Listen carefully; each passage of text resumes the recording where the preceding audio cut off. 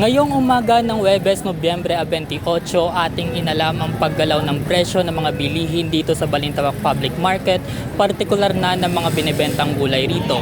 Kung ito ba ay tumaas o bumaba kumpara noong nakaraang linggo, matapos ngang tumama ang sunod-sunod na bagyo sa bansa na lubos na nakaapekto sa sektor ng agrikultura.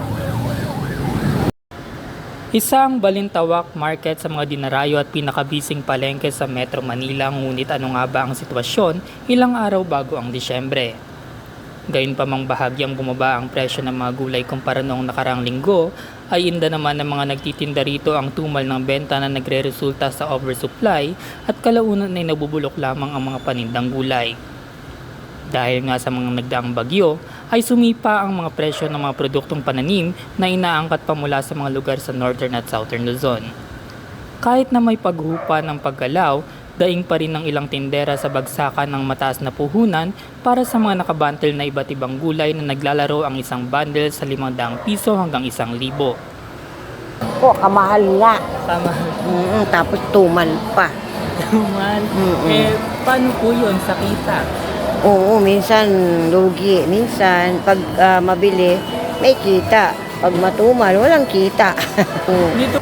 Dati yung ganyan, nag-ano lang yan, 200.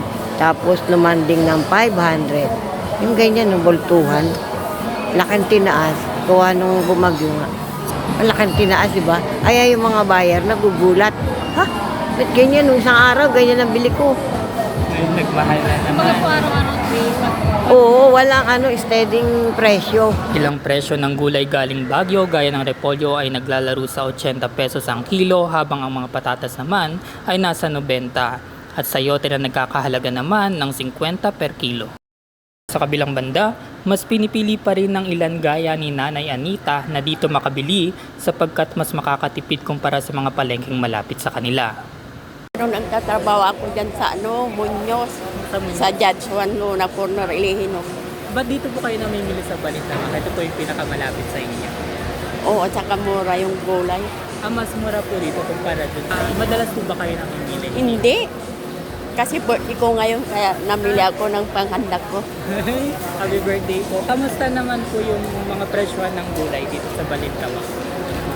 Mura din. Mura pa po kumpara doon sa Muñoz.